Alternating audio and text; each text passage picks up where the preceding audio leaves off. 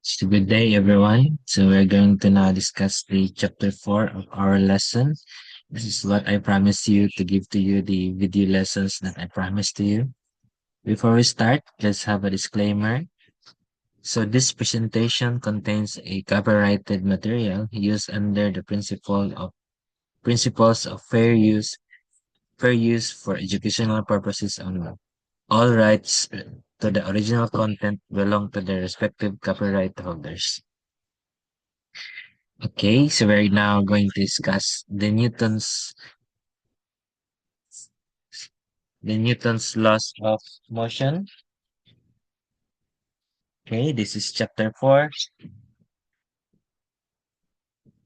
Okay, in this chapter you will basically know what are the forces, what are the net force, what's the role of the net force to cause motion, how the acceleration of an object determine the net force, what are the masses, what are the Newton's laws of motions. So those are the things that we're going to discuss here. Okay, the Newton's third law, the first law, the second law, and etc. So basically, in this section, what we're teaching here is that it's about the one that causes the motion. So in chapter 3, we discuss about motion, different kind of motion, two-dimensional motion, the constant acceleration motion, the projectile motion, the falling bodies. So here we're going to answer what causes those motion. Okay. Okay. Uh, i- i- in your high school, you are taught that also in your high school, you are taught that a scientist that formulate the Newton's laws of motion, the answer, the one that cause motion, which are the forces, and the person who formulates the Newton's laws of motion is Sir Isaac Newton. Okay, before we go before we go further, let's discuss first what do you mean by what are the some properties of a force? Ano ba yung force? So first and foremost, force is a vector quantity. So when you say vector quantity, it has a magnitude and direction. Okay. So here, force is basically a push or a pull.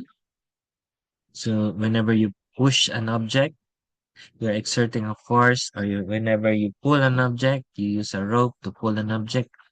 That's the time you exert a push, okay, or a force. So a force is an interaction between two objects, as you can see here as you can see in the figure. You have two objects, uh, a hand and an object. They are interacting together, or it could be an interaction between an object and its environment. One of an example of that is that uh, uh, the reason why the objects are free falling. Why are they falling? Because of uh the the the weight force, that is the pull of gravity towards the object.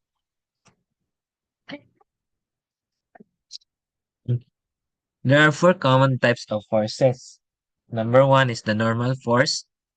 So whenever an object rests or pushes on a surface, just like this in the figure, the surface exerts a push on it that is directed perpendicular to the surface. So that's what we call a normal force. It's always perpendicular to the surface. Even the surface is now inclined, so the normal force is always perpendicular to the surface. So take note that this force is a contact force. Another kind, another force is, we call it one a friction force. In addition to the normal force, a surface may also exert a friction force on an object directed parallel to the surface. Okay. This is basically whenever there is a force being applied to an object which is connected to the surface, there is a friction between the molecules of an object and of the surface. They are creating friction with each other. That's why we have a friction force. Okay, this is also a contact force. So we have the normal force and the friction force. Another kind of force, although the forces are not just limited in this four common types of forces, but we're gonna just discuss this one. Okay, a tension force T, or a pulling force exerted on an object by a rope or a cord. So whenever you use a rope or a cord to pull or to apply a force on an object, that's the time that the force is called the tension force. Now, unlike the three mentioned force, like the normal force, the tension force, or the friction force, uh, another force is called the weight force. This is the pull of gravity on an object. So this is a long range force, a force that acts over a distance. So what do you mean by this is that even when there is no contact, this is this is acting on us. This is an example of an object which is us, and our environment is pulling us. Our environment is uh, exerting a force on us, which is the pull of gravity. Okay, we call that force is a weight force. The direction of that is downward. Okay, those are the four common types of forces. Again, the normal force, the friction force, the tension force, and the weight force. So if you see a car connected to a surface, automatically you need to think that there is an automatic normal force acting on it and an automatic weight force acting on it because it has a mass. Okay. So an object it's being pulled by gravity. Okay. Okay. So now we are going uh to to analyze the figure. The figure shows that there is a spring balance being used to measure a pull that we apply to a box. To measure a pull that we apply to a box. So we then draw a vector to represent the applied force. Okay. So so we draw a vector, which is when we draw a vector, we draw an arrow. It has an arrow in the tip, and yes, it has a length. The length of the vector shows the magnitude, how long. Okay, the longer the vector, the greater the magnitude of the vector. This vector also tells the direction, in what direction we're applying the force. Okay, sometimes a body was acted by two or three or more forces. Yeah, sometimes, for example, we have here and you are acted by the normal force, the weight force, and you're acted by the F1 and F2. Okay. Although there are several forces acting on a point on an object have the same effect as their vector sum acting at the same point. So meaning if you're going to add all these forces, F1, F2, you're going to add this one, then this is equal to the vector sum, which is equal to R. So those forces that are acting to this body, it could be 4, it could be 5, are just equal to just one vector, which is the vector sum of all. Sa Bisaya pa kung ato ning i-add tanan tong mga vector, bisag upat na sila kung atong i-add, ang iyang resultant ana, di ba pwede man na ma-add ang vector, do ka vector pwede mahimog ma-add na to, makuha na to yung resultant. Kadto yung resultant di ay ikabalin to siya sa tanan. Okay. We call that one as the resultant or the vector sum. So one thing very useful in dealing with this kind of problems, especially when adding vectors, is the our knowledge that we discussed in chapter 1 about the forces or the addition of vectors using component vectors. So here are the here are the examples. Say for example, you have a force being applied at point O. This is the direction of the x and this is the direction of the y.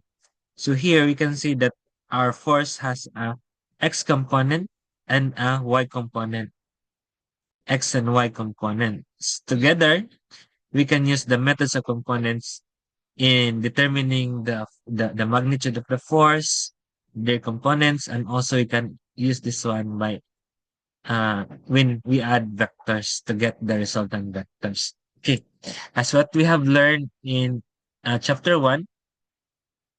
So for example, we have two forces, F1 plus F2. We add this one using the tail method.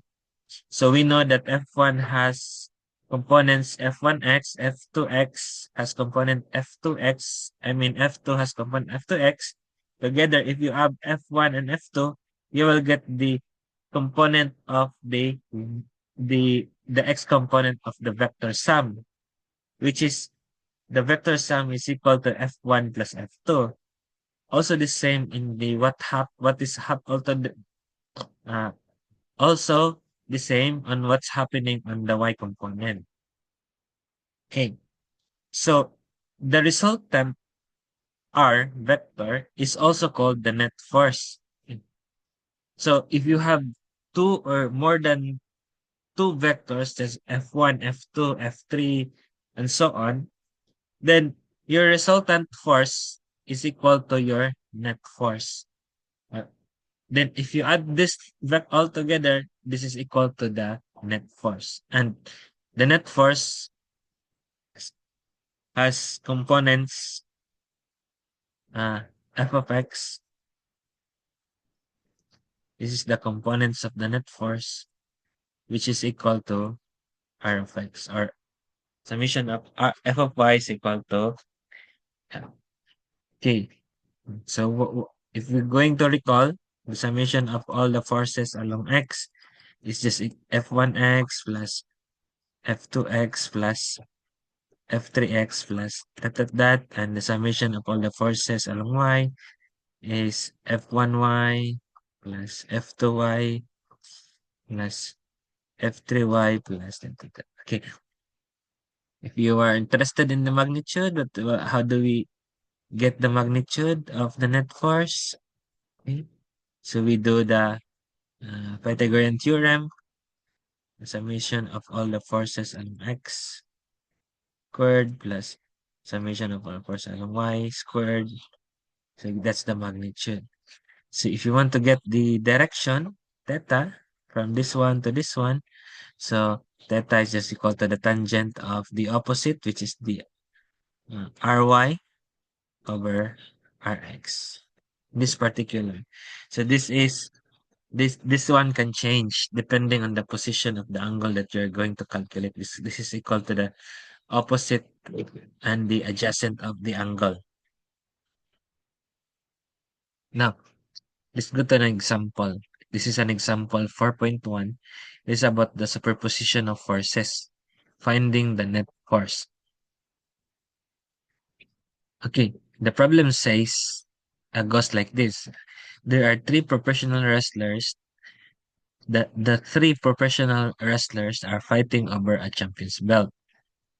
This is, you can see this one in the figure 5.4.7a. This shows the horizontal force each wrestler applies to the belt as viewed from above. So the force have the magnitude F1 50 Newton, F2 120 Newton, and F3 which is 250 Newton. Find the x and y components of the net force on the belt and find its magnitude and direction. Okay. So suppose that we did not suppose we don't know B yet. Okay, let's calculate. Uh, Suppose we don't know the figure B yet. Let's calculate the x and y components of the net force and find its magnitude of the direction of the net force. Okay. From our discussion in figure 1, we usually uh, list all the vectors. Okay. Example, we use tables. So vectors A, B, oh, I mean, gonna use the vectors F1, F2, F3. So we have the magnitude.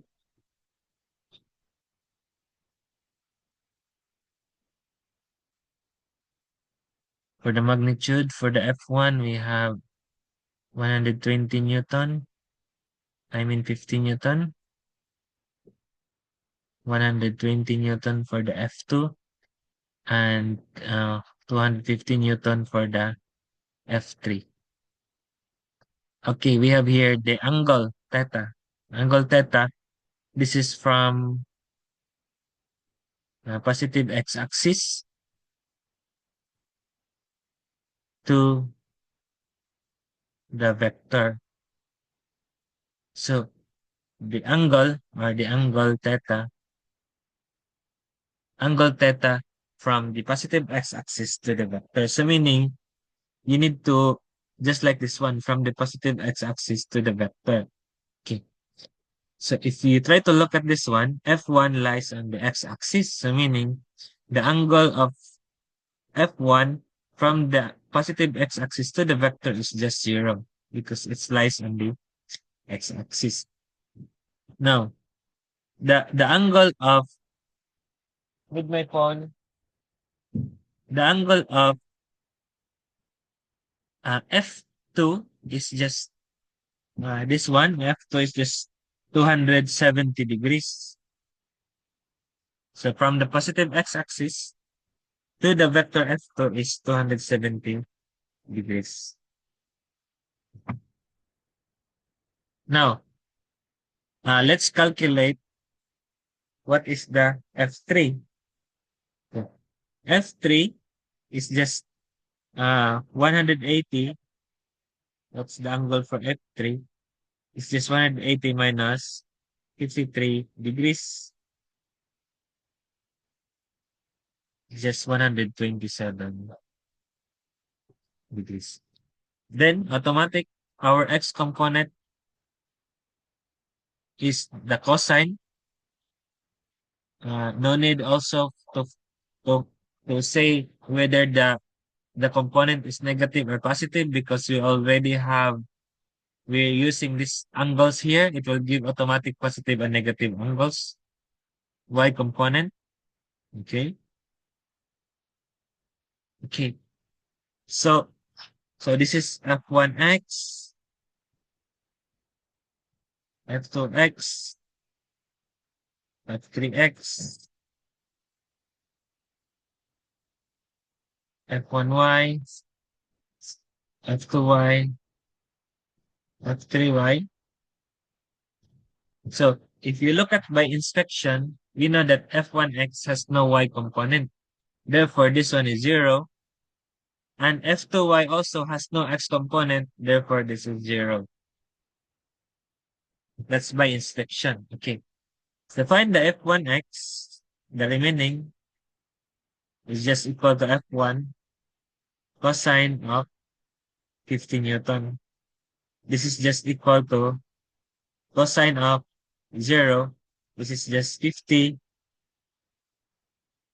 Newton cosine of 0, which is equal to 1. So this is equal to 50 Newton.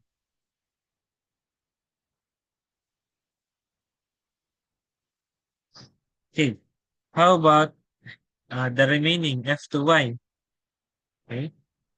Because F2x is 0, F2y is equal to 120 Newton. Since this is y, automatic, this is sine 270 degrees. So this is negative 1. So we have negative 120 Newton. Negative 120 Newton. For the F3x and F3y, okay, we have F3x is equal to 250 Newton. cosine 127 degrees, and F3Y is 250 Newton, sine 127 degrees. So this is equal to, look at this one, 250 cosine 127. So we have negative 150.1445 and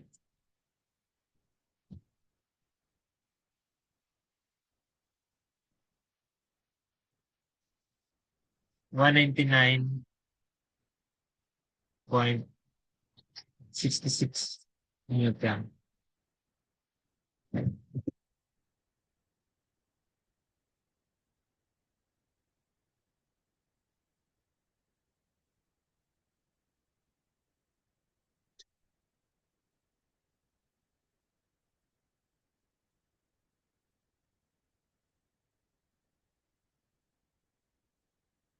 So if we add this one, therefore the summation of all the force along X, this is equal. So this is also Rx and Ry, the resultant. Yan, Ry. So we have negative 100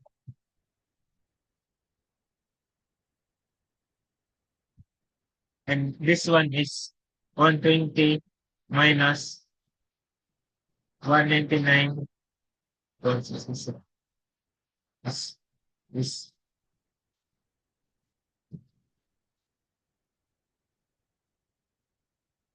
negative 120 is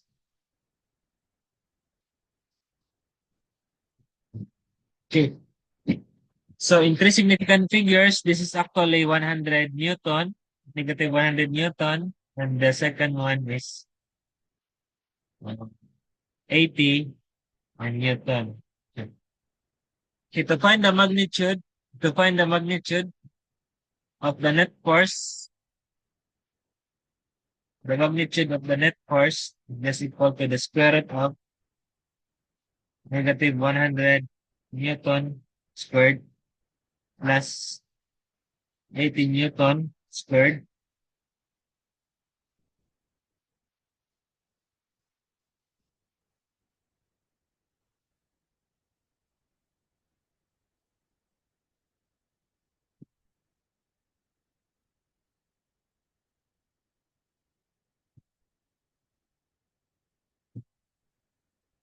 This is equal to 100. Okay. So if you graph this one, okay. So if you graph this one, so this is the negative. It's equal to 80 Newton, 100 Newton. And this is the summation of all the forces along Y, which is equal to 80 Newton. And the magnitude is, actually 128 degrees. If you want to find the angle theta, especially this one, or we're gonna use P, angle phi, the direction is equal to the tangent inverse of the opposite, which is 80 Newton over negative 100 Newton.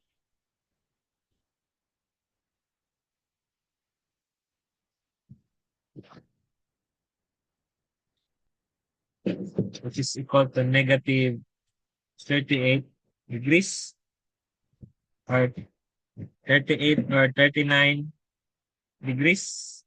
Okay, because this 38.6, the 39 degrees or 39 degrees. This is actually north of west. Okay, or 180 minus 39 is 141 degrees, or in your book, it is 141 degrees from the positive x-axis. Okay. So, kahit saan dyan ang iyong gamitin, So your answer is still acceptable. Okay. So find the x and y components. This is the x and y components. This one. Find the magnitude and the direction. This is the magnitude and this is the direction. 39 degrees north of west. Okay.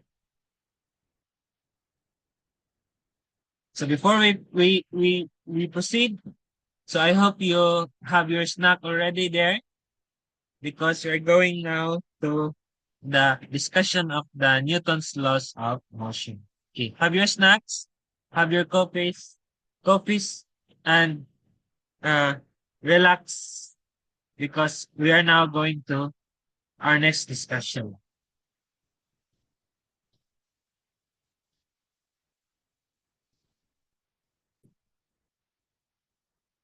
Okay. So let's go back to our discussion. So we're now in Newton's first law of motion. Okay. So here we have an experiment about a puck which being pushed or given an initial velocity in a table, in an ice surface, and an air hockey table, which is said where it it's said that it can eliminate friction. Okay. In table A, once the puck was given an initial push, what happens is that it moves, but it also stops in a short distance because of the friction of the table and the puck. Okay. So in order for the puck to keep moving, then you need to keep applying force. In B, after they gave an initial velocity for the puck, after it the the hand quit pushing or applying force to the puck, it slides farther compared to table A. So this is because the friction of the ice compared to the table is much lesser. In letter C, we can see here that the surface in letter C we can see that this is a air hockey table where you eliminate the friction, and then if you push the puck, what happens is that the puck slides even farther, although the friction is not really zero, but it's almost being eliminated. So what happens if there are no frictions in this particular case? So if there's no friction, if you give an initial push to the puck, so we expect that the puck will not stop and will continue to move with constant velocity. So there are two things that we need to analyze here. The one that is at rest and the one that is in motion. The one that's at rest, it will remain at rest unless you keep applying a force. And the second that is in motion, it will continue in motion unless you apply the force to it. Okay, so it brings us to the Newton's first law, which says that an object acted by no net force, external force. We've discussed what is an external force last time. So has a constant velocity, which may be zero. This statement is equivalent to at rest and zero acceleration, meaning it will not accelerate. When you are at rest, you will remain at rest, or if you are in constant velocity, you will remain in constant velocity because you are no longer you are not accelerating because there is no external force acting on you. That's the specific. That's what we call Newton's first law of state motion. That's the original statement. In our exams, if you are asked to define the Newton's laws of motions, you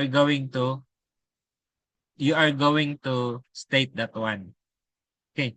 In an equivalent statement, when a vector sum of all the external forces acting on an object is zero, the object is in equilibrium and has a zero acceleration. So meaning, if the object is initially at rest, it will remain at rest. If it's initially in motion, it continues to move with constant velocity. That's the another statement for the Newton's first law. Okay, so by that we mean that when an object is either at rest or moving with constant velocity in a straight line with constant speed, we say that the object is in equilibrium.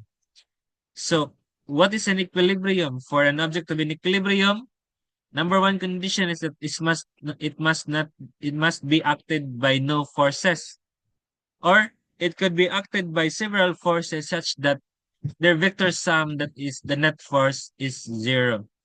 The equation for the Newton's first law is that the net force here is given that the net force is equal to zero. Also, the components of the net force is also equal to zero. For the net external force on object, if the net external force on object must be the net external force of the object must be zero if the object is in equilibrium. Okay. So this is the example of what do you mean by equilibrium, by it must be acted by no forces. Okay. In this particular case, if the puck is not being applied, there's no force applied in the puck, so the puck will not accelerate. However, if you put an force to the puck, just like F1, so it will also accelerate in the direction of where is the net force is. So that's what we call a condition for equilibrium. If there is no, it, it must be acted by no forces, but it, it it's also equilibrium that it is acted by forces, but if you add the forces, it is equal to zero. Just like this one. When the net force is zero, the acceleration is zero, and the puck is in equilibrium. So here, your F1 is being negated by your F2. So if you add F1 and F2, since they have the same magnitude and opposite direction, we say that the net force is equal to zero. So the first condition is that no forces is acting at all. The second condition, if there are several forces acting, but if you add them, it must be equal to zero, then we can say that your system is in equilibrium. Sometimes the Newton's first law are called the law of inertia. Okay. The tendency of an object to keep moving once it is set in motion is called inertia. So you can find this when when when a ketchup, you want the ketchup to flow outside the bottle, you what you do is you shake it, and when it's begun to flowing, then the inertia will keep it flowing. Okay, the tendency of object to keep moving once it is set in motion. An inertia also is also a tendency of an object at rest to remain at rest. So the mass is the quantitative measure of inertia is actually the mass of the object. So it is related to the mass. So Newton's first law is what we call the law of inertia. So when is this Newton's first law valid? Okay, so let's have an experiment for this. Suppose you are in a bus that is traveling on a straight road and speeding up. If you stand in the aisle on a roller skates, you would start moving backward relative to the bus. As the bus gains speed, it looks as though the Newton's first law is not obeyed. There is no net force acting on you, yet the velocity changes. We must remember that the bus is accelerating with respect to the earth and is not suitable frame of reference for the Newton's first law. The frame of reference in which the Newton's first law is valid is called an initial frame of reference. So When is the Newton's first law valid? So this Newton's first law only valid in a non-accelerating frame, or we call that one as non-inertial frame. The bus is the example of an accelerating frame. The Newton's first law is not valid on that kind of frame of reference. If we look at also our uh, discussions in chapter 3, we have here that if we have discussed that an object undergoing a uniform circular motion, as we have seen, the acceleration is pointing towards the center, which is the centripetal acceleration as long as the uniform circular motion. So, since it is accelerating towards the center, it follows also that the net force is also pointing towards the center.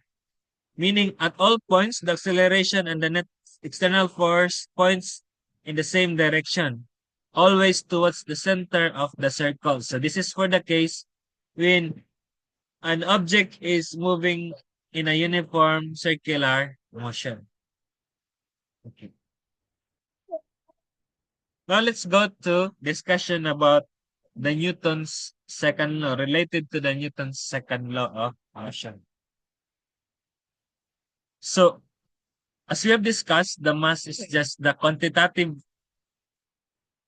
measurement of inertia. Okay.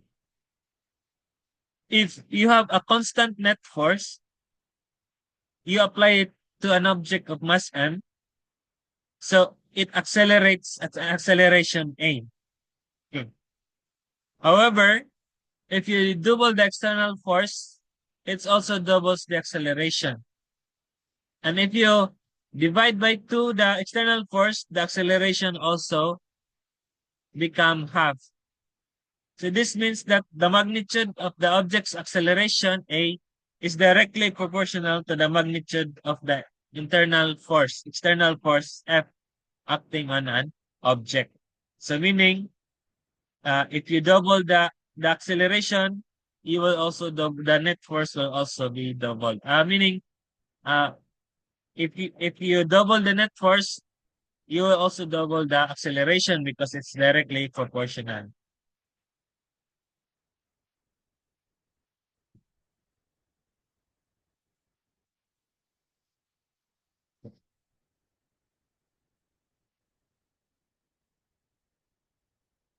So the mass for a given external force, also, we have another experiment here. A non-external force causes an object of mass m1 to have an acceleration m2. Applying the same external force to a second object and noting the acceleration allows us to measure the mass. Okay, here we can see that these are related because since they have the same net force, equal to the mass times the acceleration, 1. This is also equal to the mass m2 acceleration 2. Okay. You can see here that m1 or a1 over m2 is equal to a2 over m1. Okay. So you can see here that that the acceleration is inversely proportional to the mass. So we see that it's inversely proportional to the mass.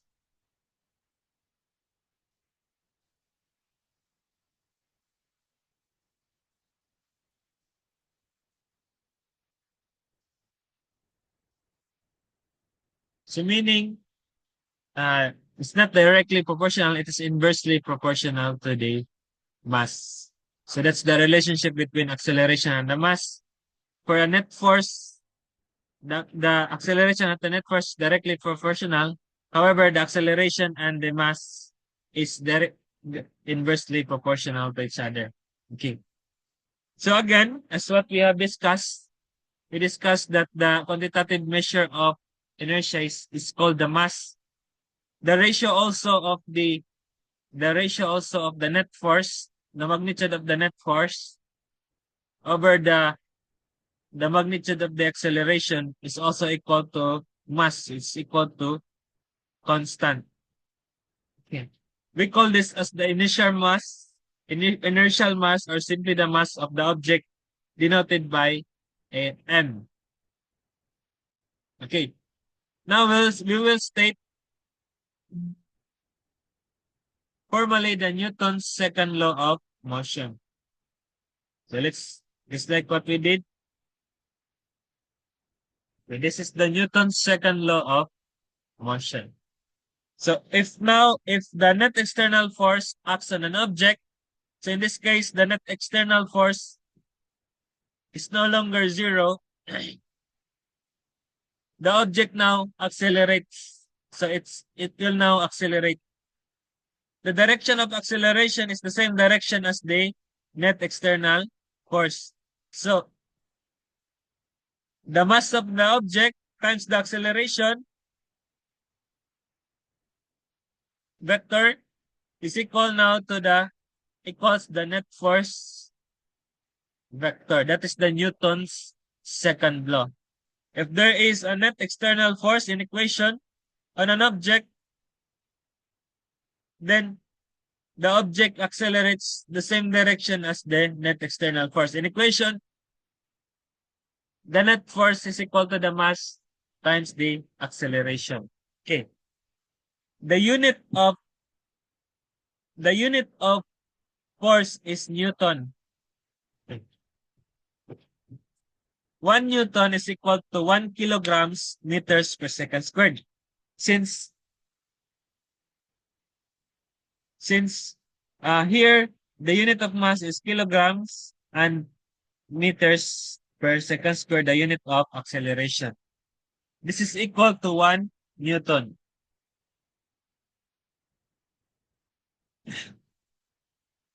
So here we're going, although there are many units for a force, the British system, they used pound, but here we're going to use the SI unit for the forces. So let's apply the Newton's first law to a problem.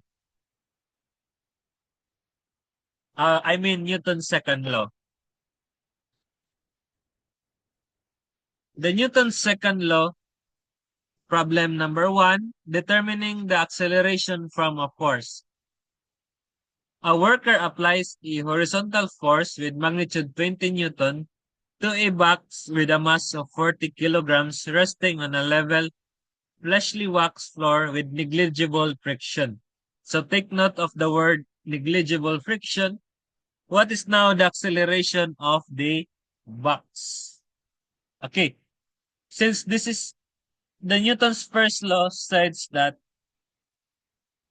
it is equal to the mass times the acceleration. So in its component,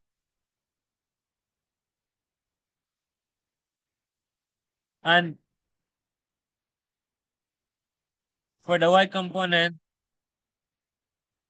so here, so it's only accelerating along ax, but the ay is equal to 0. So therefore, this is equal to 0. So in the x component, we see that the net force is equal to the mass times the acceleration along x. So what is the acceleration? If you want to find the acceleration is actually equal to if you multiply this one by the mass, divide this one by the mass, cancel. So we have the acceleration is equal to the net force applied to an object over the mass. We have the 20 Newton. So here the summation of all the forces along x is just equal to the F, which is 20 Newton. So therefore we have 20 Newton over 40 kilograms. So we have 0.5 meters per second squared.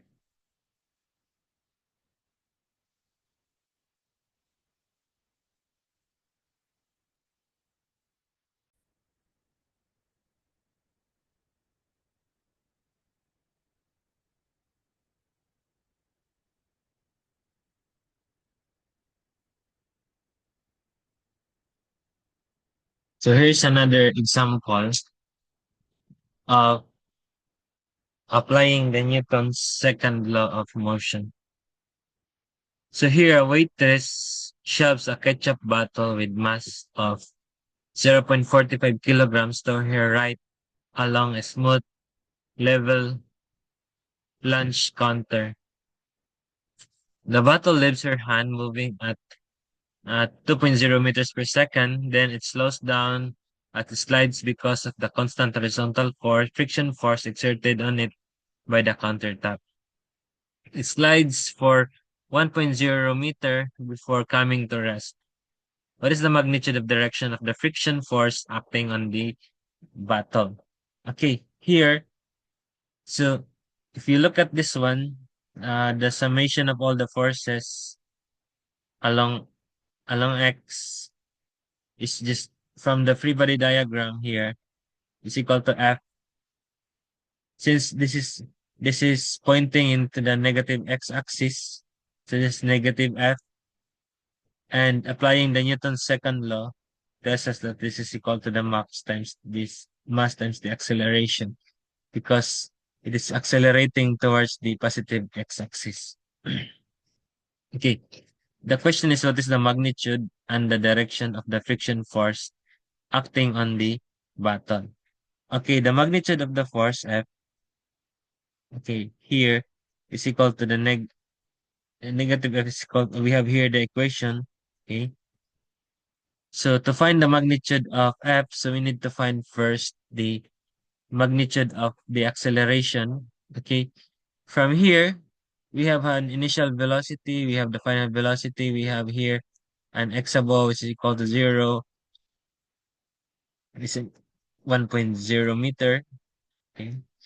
So this is since we are dealing with constant friction force exerted on it, so we think that we can apply the kinematics equation for this, especially this equation that Vx squared is equal minus V sub Ox squared is equal to 2 times the acceleration x minus x sub O. So here, the final velocity is equal to 0. So we have our acceleration is just, okay, if we solve for it, we have 2 times x or over 2 times x. So we have we can cancel this one. So we have the acceleration is just equal to negative the initial velocity 2 times the position or the final position, which is in this particular case we have negative 2.0 meters per second squared, which is equal to 2 times 1.0 meter. So this is equal to uh so 2 times 2, 4 divided by 2 is just equal to negative 2 meters per second squared. So therefore, let me check it first, confirm it with my,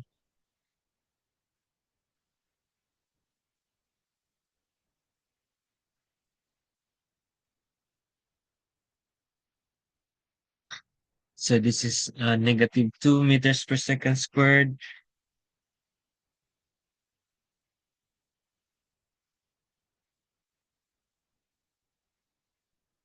Okay. So, and then we can get the friction from, we have the mass, it is 0.45 kilograms times the negative 2 meters per second squared. The negatives tells us that the acceleration is actually uh, in this direction. The acceleration is actually in this direction because it is opposing the motion. The motion is going this direction. That's why this the reason why the object stopped. Okay. So 0.45 times 2 is equal to negative 0.90 Newton. Okay. Therefore, the magnitude of if you divide this one by negative 1, 0.90 Newton over negative 1. Cancel this one. So the magnitude of F is equal to 0.90 Newton. That is the magnitude of the friction. And the direction tells that the direction of the friction force acting on the bottle is actually negative, which is it tells us that the direction is in the negative x direction. So now let's proceed to the difference between the definition of the weight and what's the difference of this uh, to the mass. Okay, the weight of an object in the earth is a gravitational force that the earth exerts on it. So the weight of an object of mass m is just equal to the mass times the acceleration, the magnitude of the acceleration due to gravity. Okay, the magnitude of the weight on an object, this is equal to the weight, is equal to the mass of an object times the magnitude of the acceleration due to gravity. The value of g is 9.8 meters per second. On the other planets, g will have entirely different values than on the Earth. So meaning in the moon, you have a different acceleration due to gravity there. In the Mars is different, although you have the same mass on those planets. So if you look at this, the unit of mass is in kilograms. Okay. Therefore, your kilograms uh when you when you are 60 kilograms, it tells about your mass, not your weight. So your mass is if your mass is 40 kilograms, if you are 40 kilograms mass, then your weight is around 40 kilograms times the 9.8 meters per second squared, which is this is m and this is g. So it's actually, if you calculate this one,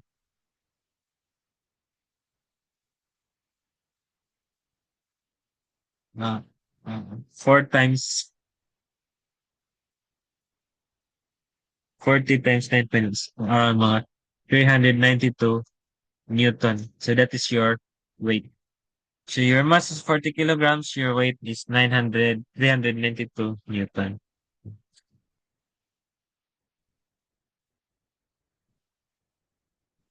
So like we said, the relationship of the mass and weight is equal to, and the weight is equal to mg.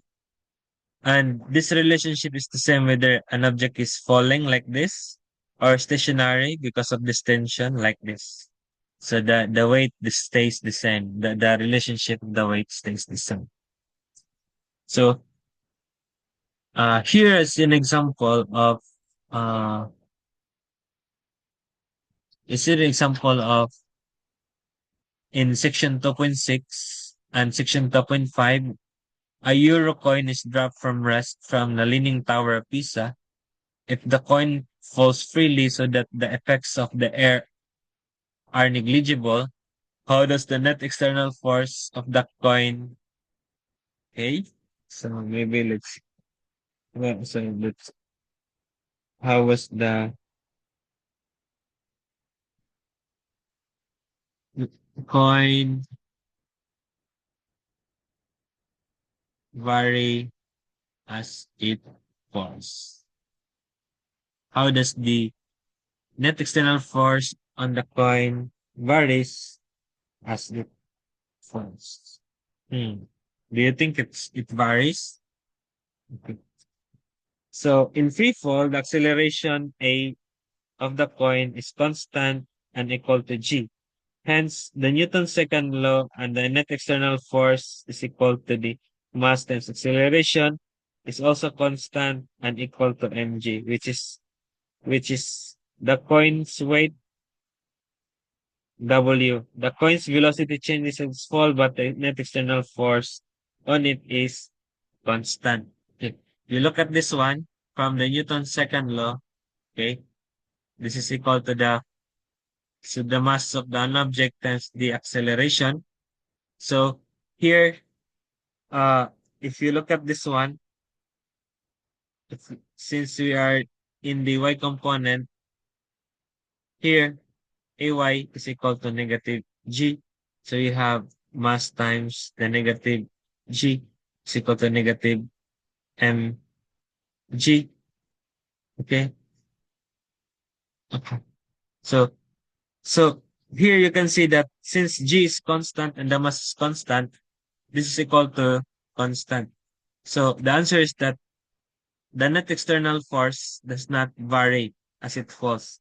It remains constant because the acceleration is constant.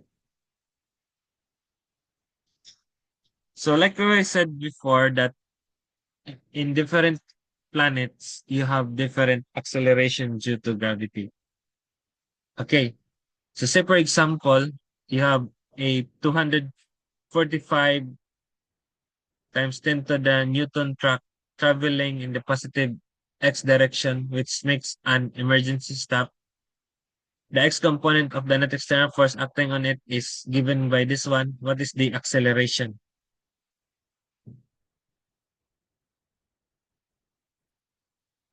So here, uh, we have we have the weight of the truck is equal to the mass of the truck times the g.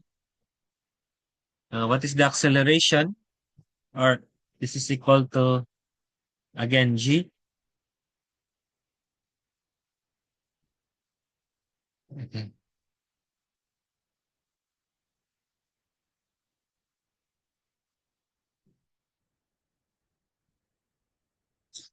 To get the mass, so if you want to get the mass of the truck, this is equal to the mass of the truck. Cancel. I mean, we should not g over g. This is equal to weight of the truck times g. So we have here, we are looking for the acceleration. We have the weight of the truck, 2.45 times 10 to the 4 Newton over 9.8 meters per second squared. Uh, it will give us around 2,540 kilograms, I guess.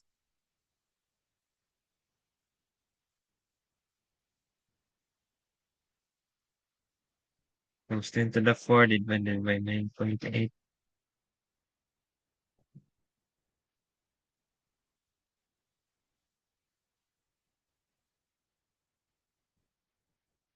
2.45 times 10 to the 4 times 9.8.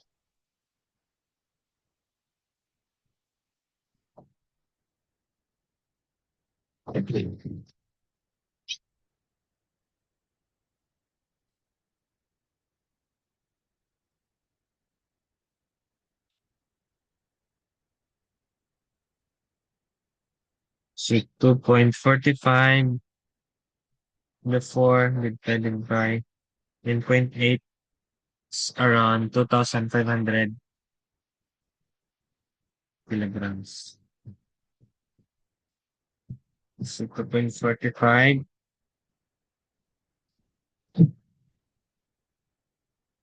2,540, 2.45.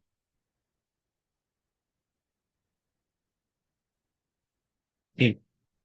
So what is now the acceleration? Okay, so we have a track here. Uh, the net external force of acting on it is, so we have the net external force that is acting on it is around negative. So we have the net is equal to the negative 1.83 times 10 to the 4 Newton. So therefore, this is equal to the mass times the acceleration, the mass of the truck, therefore the acceleration is equal to the net force times the mass of the truck. So we have negative 1.83 10 to the 4 Newton over 2,500 kilograms.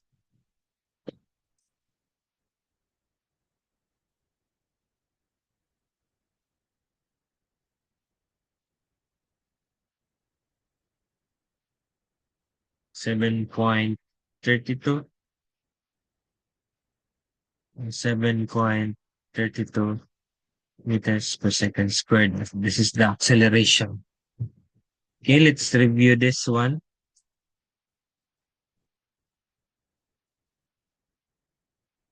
2.45 times 10 to the power of 4 divided by 9.8. It's 2,500.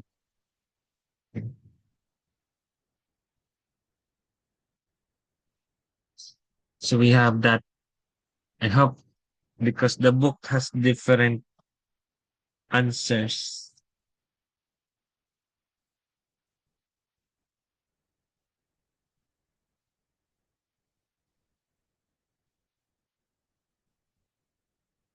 Okay.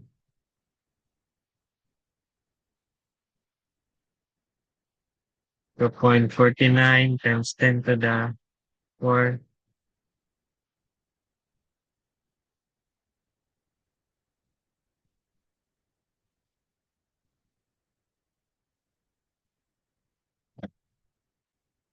Now let's go to the Newton's third law of motion.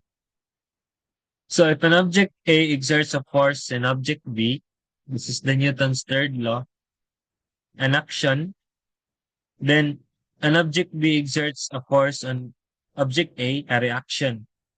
These two forces have the same magnitude but opposite in direction. These two forces act on different bodies. Okay.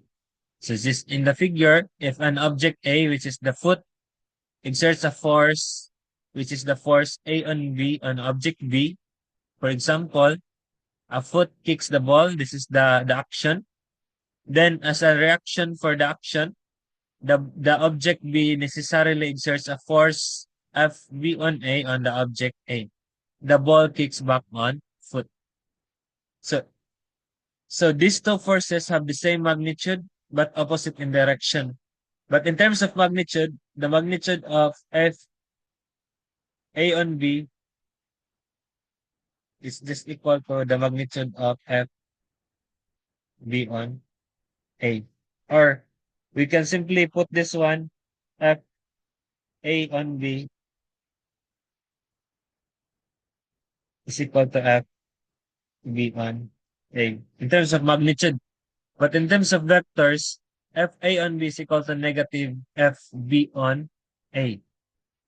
So take note that these two forces acts on different bodies. So so A, the force, this force is acting on the ball, and this force is acting on the foot. So therefore, in order for them to become action-reaction pair, yung action-reaction, for them to become, so they must, these two forces must act in different objects. Okay, let's have an example for this. An apple sits at rest on a table in equilibrium. What force act on the apple? What is the reaction force to each of the force acting on the apple? What are the action-reaction pairs? Okay, you have an apple here that sits on the table in equilibrium. It's sitting at rest. Sitting at rest. What forces act on the apple? Okay, let's answer the question first.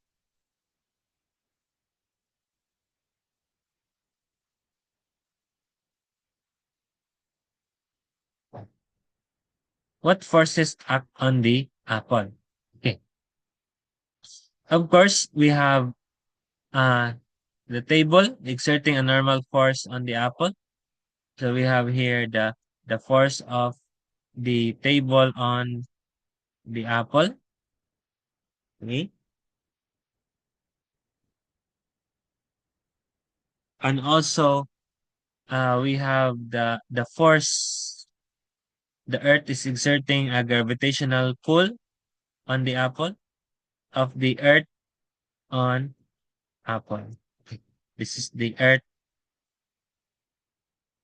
apple. This is a table.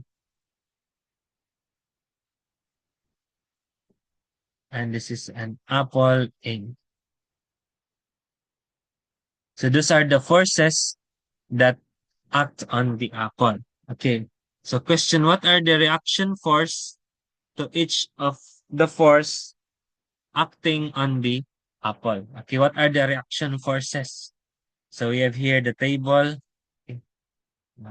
We have here the earth. We have here the table. Okay, we have here the apple. Of course,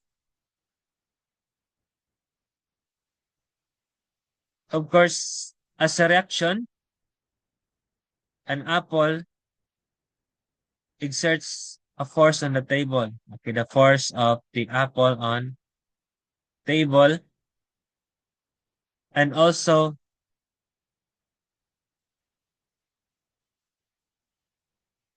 the the apple also as a reaction to this one. It also has the force of this. So these are the force of the apple on earth. Okay, those are the reaction. So what are the reaction forces to each of the forces? Okay, so this is the answer. These are the reaction forces. So what are the action reaction pairs? Okay. So the action reaction pairs,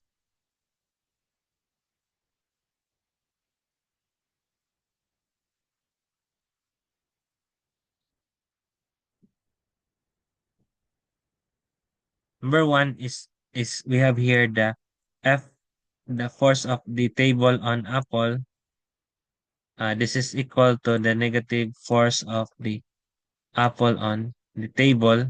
And number two, we have the force of the earth on apple, and we have the negative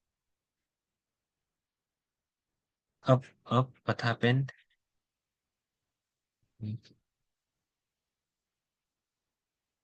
We have the force of the the the apple on earth is equal to the negative force of the earth on apple. So those are the action reaction pairs. So those are the force with equal in magnitude but opposite in direction. As you can see here, those are the action reaction pairs in this particular problem. Okay. So how about this one, class? The force of the table on the apple, which is in this direction, and the force of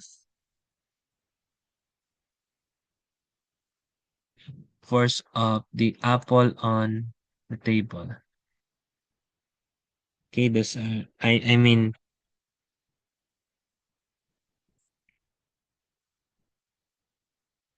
okay. So wala na tayong dapat i-discuss pa. Okay, those are the action reaction pairs. So let's go now to another examples. So this is not necessary in equilibrium. So a stonemason drags a marble block across the floor by pulling on a rope attached to the block in figure 4.26a. The block is not necessary in equilibrium. What are the forces that corresponds to the interaction between the block, the rope, and the mason? What is the action reaction pairs? Okay. So we have here the block, we have here the stonemason, and we have here the rope. So what are the forces that corresponds to the interaction between these three objects here? Okay. First is that we have, of course, the force of this mason on the rope. Okay. And because of this uh, action, also the rope, the force there's a reaction that the force of the rope on the mason, that direction. So also we have the force of the rope on the block, and in as a reaction also we have the force of the block on the rope. So those are the forces corresponding to the action. Okay. So if we try to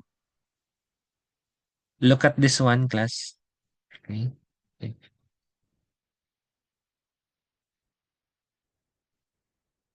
like this. So we have the force of the man on the rope, and we have here in a reaction the force of the rope on the man. So another, so we have here the force of the rope on the block, and as a reaction the force of the block on the rope. So those are the corresponding forces, the force that correspond to the interaction between the block, the rope, and the mason. Okay. What are the action reaction pairs? Okay, of course, the action reaction pairs.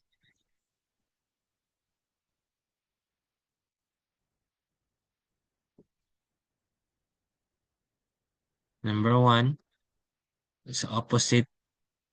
They must act on two different bodies. So F R on this is equal to the negative. So if this is our positive in that way, the F man on the rope. Okay. Ito na lang balihon.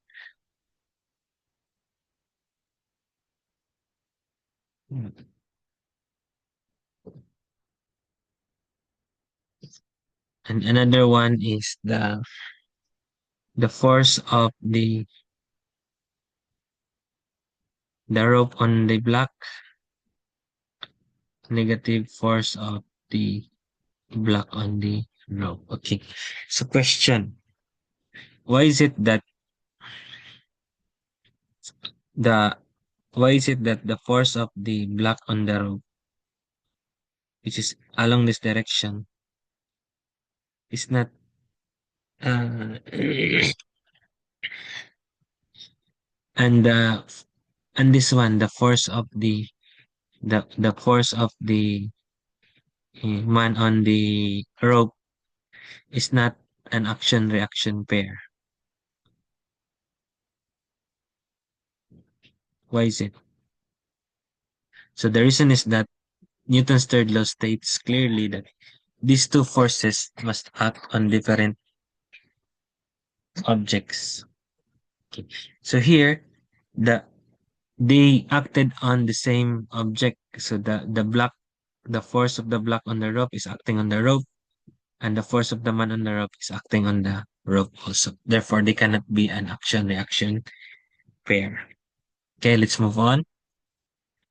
So now for the last topic, this is about the free body diagrams. Okay. So what are the free body diagrams? The free body diagrams show the chosen body of itself, free of its surroundings, with vectors drawn to show the magnitude and directions of all the forces and that act on that object. So say for example, we have a runner here. So the free body diagram class is is a diagram showing all the vectors that's being drawn to show the magnitude and direction of all the forces that act on that object. So here we can see that the forces that act on this is, we have here the force of the block on the runner. We have the x and y components and because it's not along only in x, it has a y and x component. We have its weight, so that's the free body diagram. Okay, just As this example also, we have the free body diagrams of this. Since he is not connected to the surface, only the force that acting on this person is just the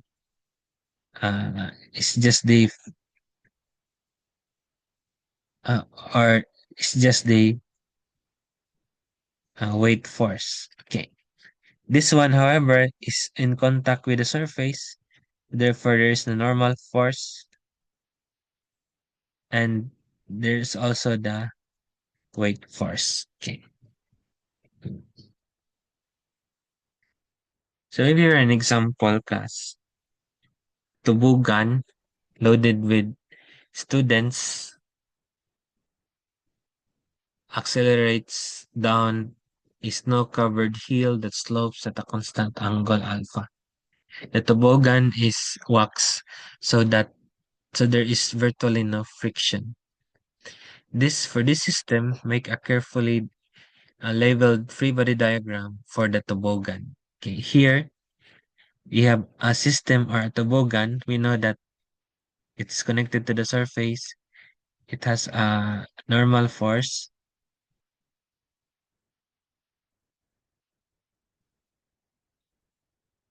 going. It also has the weight force in this direction. Okay, normal force.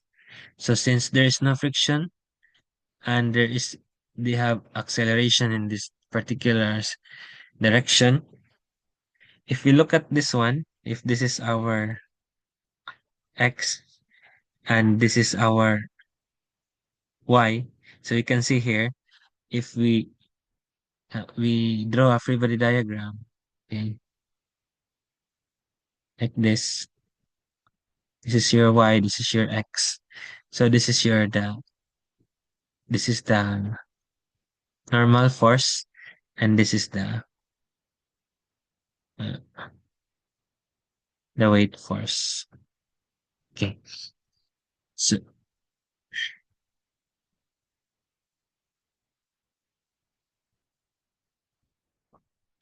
the angle alpha here,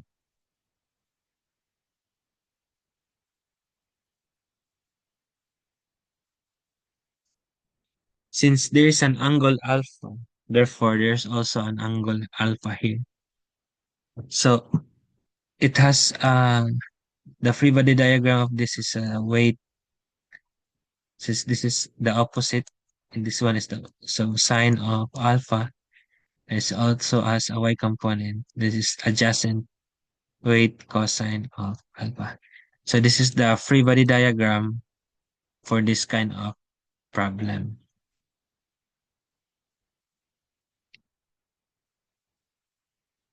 Okay.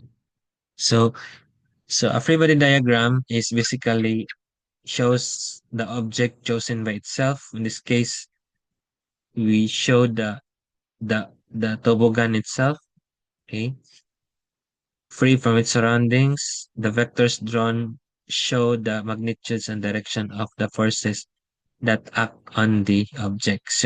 So we showed here the magnitude and the direction. For example, the normal force along the y, the weight force along this one, and that one. Okay. So I guess that's all. So I want you to practice this one. You answer this in your house. And God bless. See you in the midterm exam. This is the end of discussion for chapter 4.